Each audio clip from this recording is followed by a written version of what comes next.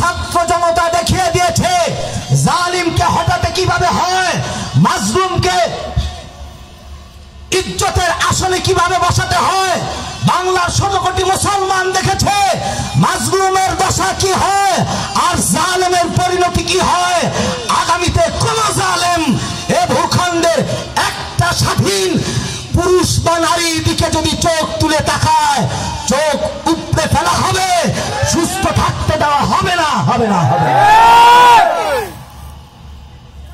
প্রিয় হাজিরিন, আমরা স্বাধীনকামী মানুষ, আমরা শান্তিপ্রিয় মানুষ, জিহাদের তামান্না লয়া ঘুরি, এটা আমাদের ইমানের দাবি, ঠিক না ঠিক? যদি তোমার ভূখণ্ড টিকিয়ে রাখার জন্য, যদি তোমার নবীর ইজ্জত হুরমত টিকিয়ে রাখার জন্য, এই যদি আলেম ওলামার ইজ্জত হুরমত টিকিয়ে রাখার জন্য, আল্লাহর কোরআন আর নবীর সুন্নাহকে টিকিয়ে রাখার জন্য, যদি তোমার কানে কোন মুয়াজ্জিন শহীদ হওয়ার আযান দেয়, জিহাদের আযান দেয়, কাফন পরে রাস্তায় দাঁড়াতে কারা কারা তৈরি আছে? দু হাত তুলে দেখা।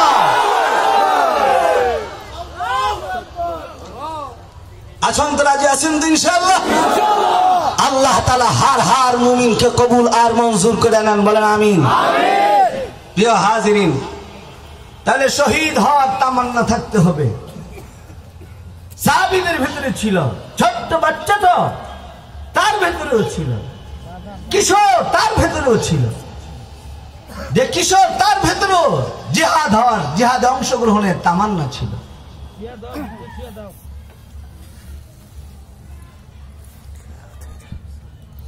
বেশিক্ষণ নাই, আমি গরম দেন, ঠান্ডা।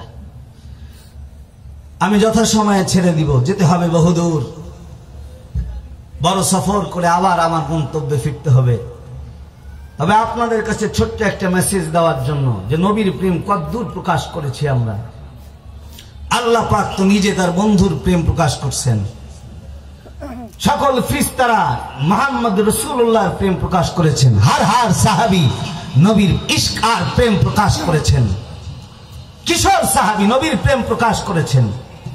নবীকে দেখছেন, চুমা খাইছেন, হাত চুমা খায়া তৃষ্ণা মেটে নাই, বলে নবী নির্দেশ দেন, বলে বাপকে হত্যা করো। এই হযরত উমর বাপ বেটা দাঁড়ায় বলছে, এই উমরকে বাপ সন্তানে বলে, আব্দুল্লাহ বলে যে যদি যুদ্ধের ময়দানে আপনি আমি দুইজনে সাক্ষাৎ হইতো, আর আপনি বিপক্ষে আমি পক্ষে যদি হইতাম, বা আপনি পক্ষে আমি বিপক্ষে যদি হইতাম, তাহলে কি হইতো? কি হইতো? হযরত ওমর বলে, তুই যদি নবীর বিপক্ষে হইতি আর আমি যদি নবীর পক্ষে দাঁড়াইতাম, তাহলে সন্তানের দিকে না তাকাইয়া নবীর প্রেম প্রকাশ করতাম। কে সন্তান দেখার টাইম ছিল না, নবীর প্রেম প্রকাশ করার জন্য সন্তানের কল্লা উড়ায় দিতে আমি ওমরের দ্বিধা হইতো না।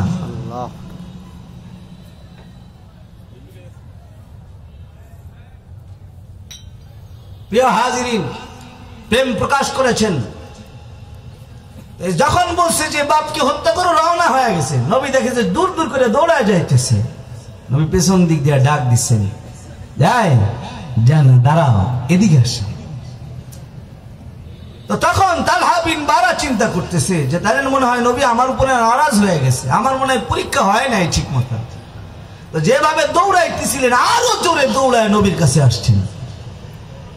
নবীর কাছে আসলে নবী বলে, এই তালহা, আমি তো কোন বাবাকে সন্তান থেকে আলাদা করতে বা সন্তানকে বাবা থেকে আলাদা করতে দুনিয়াতে আসি নাই। আমি সন্তানকে বাবার হাতে পৌঁছতে আর বাবাকে সন্তানের হাতে পৌঁছতে, এই নির্দেশ পালনে আমি নবী দুনিয়াতে আসছি, এর কারণে আমি দুনিয়াতে আসছি। এই তাকাইছেন আমার দিকে, আমার দিকে তাকাইছেন, কোন দিকে আছেন? মুতাওয়াজ্জিহান ইলা জিহাতিল আমি হুজুর, আমার দিকেই তাকান, দুই হাত উঁচু করেন, পারেন দুই হাত উঁচু করেন, নাড়াচাড়া দেন, নাড়াচাড়া দেন, আওয়াজ করে বলেন আল্লাহু আকবার, আরো করে আওয়াজ করে বলেন আল্লাহু আকবার। আমার দিকেই তাকান।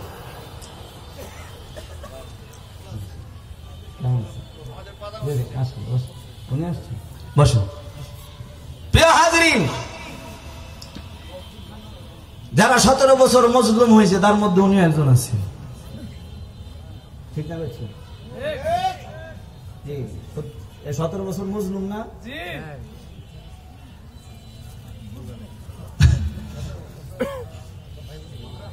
আপনি যে বলতে পারেন না, আমি বলতে পারি না। আজকে বলতেছি, আমি বলতে যে ধরাও খাইছি। মানে আমার মাহফিল স্টেজে অ্যাটাক করছে।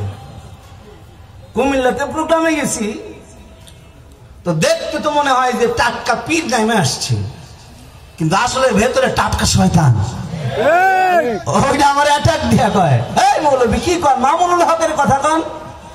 তা আমি বললাম, সন্তান বাপের কথা বলবে না তো তুই বলবি নাকি? খবিস কথা কয়। আমি বলবো না, তুই বলবি নাকি? জবাব দিয়েছি, ঠান্ডা হয়েছে। বলে হুজুর, ওর কুত্তা বাহিনী আছে, আপনাকে নিরাপদে কুমিল্লা এই পর্যন্ত উঠতে দিবে না, ধরবে রাস্তায়।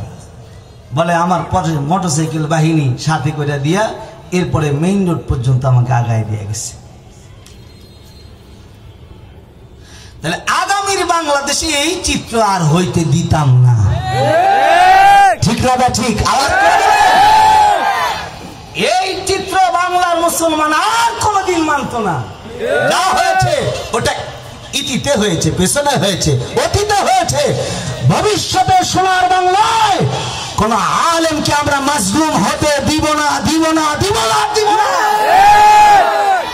ঠিক না? ঠিক। আল্লাহ কবুল করেন, বলেন আমিন। যেই কথা আপনাদের সামনে এতক্ষণ বলেছি, এক ঘুরিয়ে সব কথার শেষ।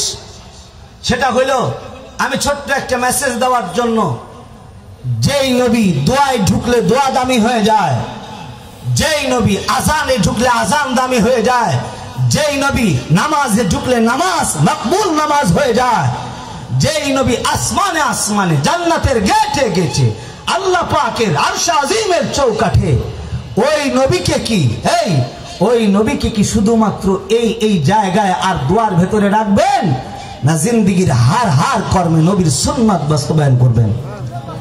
কারা কারা করবেন? দু হাত তুলেন। জিন্দেগীর প্রতিটা কর্মে কর্মে নবীর সুন্নাহ পালন করবো ইনশাআল্লাহ। বলেন ইনশাআল্লাহ। আমার বাথরুমে যাওয়ার ওখানেও নবীর প্রেম প্রকাশ পাবে, আমার খানা খাওয়ার জায়গায় ওখানেও নবীর প্রেম প্রকাশ পাবে, আমার ঘুমাইতে যাওয়া ওখানেও নবীর প্রেম প্রকাশটা পাবে, আমার স্ত্রীর কাছে যাওয়া ওইখানেও নবীর প্রেম প্রকাশ পাবে, বাথরুমে যাওয়াটাও নবীর প্রেম প্রকাশ পাবে। যদি পায় তাহলে সব কর্মগুলা ইবাদত হিসাবে আপনার আমল নামায় লিস্টেড হবে। আল্লাহ তাআলা আমাদের নবীর সুন্নাহ ধারণ করে নবীর আশিক হওয়ার যোগ্যতা তৌফিক আল্লাহ পাক দান করেন। আমিন। ওয়া আখিরি দাওয়ানা আনিল হামদুলিল্লাহি রাব্বিল আলামিন। আসসালামু আলাইকুম ওয়া রাহমাতুল্লাহি ওয়া বারাকাতুহু।